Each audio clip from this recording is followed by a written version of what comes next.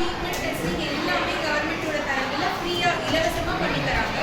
6 மாதம் ட்ரீட்மெண்ட் எடுக்கிற மாதிரி இருக்கும். இப்போ இதில் யாரெல்லாம் டெஸ்ட் எடுக்கணும்? இப்போ உங்கள் வீட்டுக்கு போயிட்டு நீங்கள் உங்கள் வீட்டில் இருக்கிறவங்க, உங்களுக்கு தெரிஞ்சவங்க, உங்கள் சொந்தக்காரங்க, உங்கள் ஃப்ரெண்ட்ஸ் எல்லாத்தையும் நீங்கள் கேட்கணும். உங்களுக்கு இருமல் 2 வாரத்துக்கு மேலே இருக்கா? முதல் அறிகுறி இருமல். இதில் உடனே யாருக்காச்சும்